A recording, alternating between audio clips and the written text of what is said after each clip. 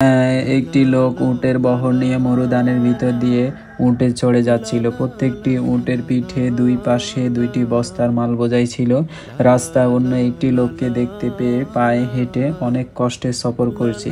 লোকটি দেখে তার দয়া হলো। সে বলল, পায়ে হেঁটে এত কষ্ট করে সফর করেছেন, বরং আপনি আমার একটি উটের পিঠে এসে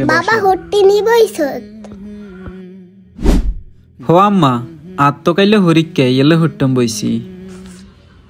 হর হর বাবা বালা করি হর রেজাল্ট বালা করতে হইব।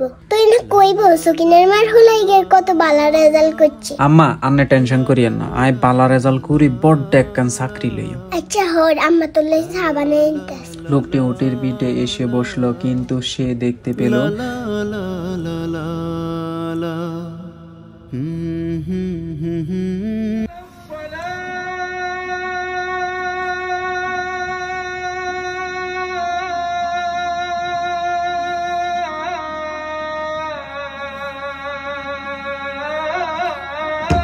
আকাশ, ও আকাশ, নামাজের টিয়ায় আজান দিছি তো।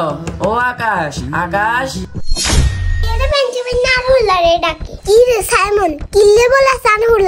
আন্টি ফজরের আজান দিয়েছে, এটা আকাশটা বলাইতে মাইছি নামাজের যাইতে।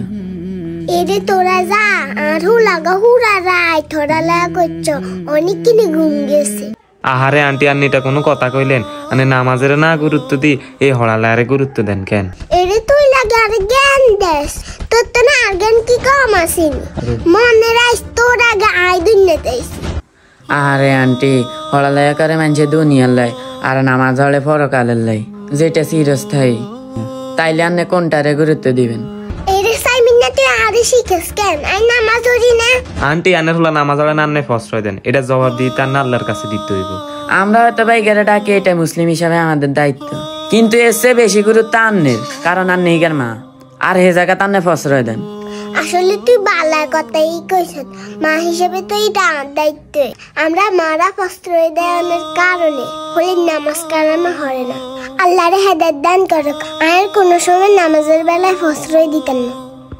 আকাশ, ও আকাশ, আজান দিছে, নামাজে উঠ। তোলাই সাইমন আই খাড়া রইছে।